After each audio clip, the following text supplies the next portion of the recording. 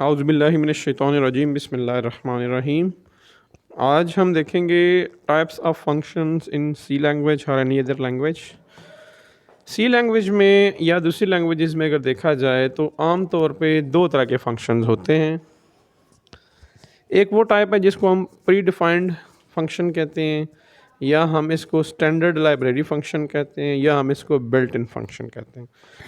ये वो फंक्शंस हैं जो ऑलरेडी डिफ़ाइन हुए हुए हैं, और सी लैंग्वेज की जहाँ तक बात है तो इसमें ये फंक्शन हेडर फाइल्स के अंदर पड़े हुए होते हैं।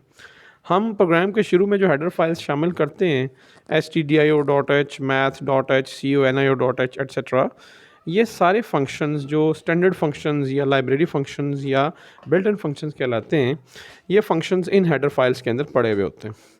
जैसे हम अगर एग्जांपल देखें प्रिंट एफ की, तो प्रिंट एफ फंक्शन आमतौर पे किस हेडर फाइल में पड़ा हुआ है? stdio.h हेडर फाइल के अंदर पड़ा हुआ है। इसी तरह से दूसरी जो टाइप है वो है user defined functions. User defined functions आमतौर पे वो फंक्शंस हैं जो एक प्रोग्रामर जो प्रोग्राम लिख रहा है वो बनाता है। The function that we create in a program are known as user defined functions, or in other words you can say that a function created by user। User से मुराद हम खुद हैं, जो प्रोग्रामर है, जो इस वक्त प्रोग्राम लिख रहा है, वो जब अपनी मर्ज़ी से कोई फंक्शन बनाएगा अपनी ज़रूरत के तहत, तो ऐसे फंक्शन को आप यूज़र डिफाइंड फंक्शन का नाम देंगे। हम इससे पहले भी देख चुके हैं कि एक यूज़र डिफाइंड फंक्शन जो है उसका सिंटैक्स किस तरह का है। तो इसमें आप सबसे पहले रिटर्न टाइप बताते हैं, जिसकी हमने बात की थी कि रिटर्न टाइप में आपने ये बताना है कि ये फंक्शन किस तरह की डेटा टाइप आपको रिटर्न करेगा। वो डेटा टाइप इंटीजर भी हो सकती है, करैक्टर भी हो सकती है, स्ट्रिंग भी हो सकती है, शॉर्ट भी हो सकती है। उसके बाद रिटर्न टाइप के साथ आप फंक्शन नेम बताते हैं कि ये फंक्शन इसका नाम क्या है। उसके बाद फिर आर्गूमेंट लिस्ट बताई जाती है, जिसके बारे में हमने डिटेल से डिस्कस की थी कि आर्गूमेंट लिस्ट से मुराद वो इनपुट्स हैं जो आपने फंक्शन को देनी है और फंक्शन फिर उन इनपुट पे काम करता है। और इसके बाद ब्लॉक ऑफ कोड है, यानी बेसिकली सी स्टेटमेंट्स का सेट है जिसने वो काम करना है जो आप फंक्शन से लेना चाहते हैं। अब हम कुछ मज़ीद पॉइंट्स देखते हैं जो सी प्रोग्रामिंग के अंदर फंक्शंस के हवाले से आपको पता होने चाहिए। लिस्ट की फॉर्म में अगर हम देखें तो number 1 is main function in C program is also a function. Obviously जो हम लिखते हैं ना मेन, वो बेसिकली एक फंक्शन है। Each C program must have at least one function which is main. हर प्रोग्राम के अंदर लाजमन एक फंक्शन मौजूद होना चाहिए, और वो फंक्शन कौन सा है? Main function. There is no limit on number of function, यानी आप जितने आपको ज़रूरत हो आप उतने फंक्शंस बना सकते हैं किसी भी सी प्रोग्राम में। ये डिपेंड करता है आपकी नीड क्या है उसके मुताबिक। समटाइम्स ये होता है कि एक फंक्शन अपने आप को कॉल करता है, इस चीज़ को हम कहते हैं रिकर्जन। ठीक है, इसके लिए हम एक अलग से टॉपिक देखेंगे डिटेल में, जिससे आपको पता चलेगा कि रिकर्जन क्या है, या एक फंक्शन अपने आप को कैसे कॉल करता है। अब फंक्शन के हवाले से एक और इम्पॉर्टेंट चीज़ है, वो है calling of function.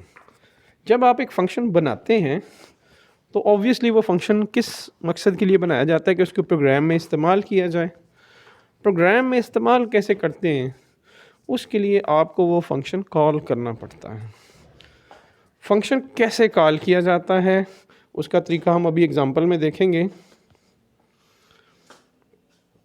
When a program calls a function, the program control is transferred to the called function। यानी आपने अपने मेन प्रोग्राम के अंदर एक स्टेटमेंट लिखी है, वो स्टेटमेंट फंक्शन कॉल कहलाएगी।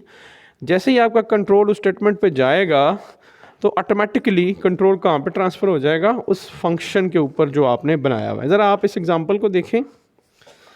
इसमें यहाँ पे ये फंक्शन कॉल है जिसमें लिखा हुआ RET is equal to max और ब्रैकेट में A कॉमा B और फिर सेमी कॉलन है। यहाँ पे ये जो हमने लिखा है ना मैक्स और ब्रैकेट में A comma B semi colon, ये बेसिकली हमने फंक्शन को कॉल किया है। कौन से फंक्शन को?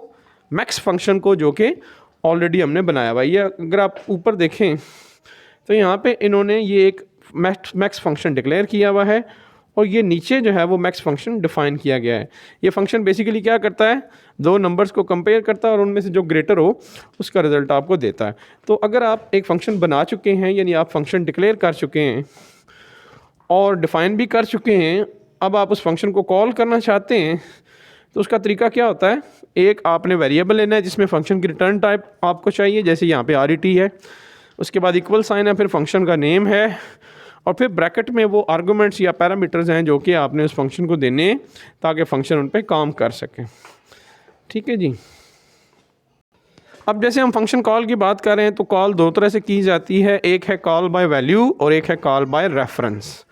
कॉल बाय वैल्यू में क्या होता है, this method copies the actual value of N argument into the formal parameter of the function, यानी फंक्शन का जो पैरामीटर है उसमें एक्चुअल वैल्यू जो है वो प्लेस कर दी जाती है कॉल बाय वैल्यू में। जबकि कॉल बाय रेफरेंस में क्या होता है, this method copies the address of N argument into the formal parameters, यानी इसमें ये होगा कि जो पैरामीटर्स हैं जो आपने ब्रैकेट में देने हैं उसमें बेसिकली एड्रेस कॉपी होता है, आर्गूमेंट का एक्चुअल वैल्यू कॉपी नहीं होती।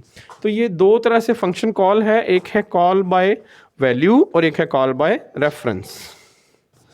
अब जहाँ तक सी लैंग्वेज की बात है तो सी लैंग्वेज इनमें से किसको बाय डिफ़ॉल्ट यूज़ करता है, तो बाय डिफ़ॉल्ट जो है वो सी लैंग्वेज यूज़ करता है कॉल बाय वैल्यू को, यानी एक्चुअली ये जो एक्चुअल वैल्यू होती है वो प्लेस करता है आर्गूमेंट के अंदर। In general it means the code within a function can not alter the argument use to call the function. ठीक है जी, हम प्रोग्रामिंग के हवाले से देख रहे हैं। इंशाल्लाह हमारे ये जो लेक्चर्स हैं ये जारी रहेंगे। अगर कोई इशू हो, कोई प्रॉब्लम हो तो आप कमेंट में पूछ सकते हैं। वीडियो को लाजमन लाइक कर दीजिएगा काइंडली, अपने फ्रेंड्स के साथ, दूसरे स्टूडेंट्स के साथ शेयर करें, चैनल को भी सब्सक्राइब करें। Thank you very much. अल्लाह हाफिज़।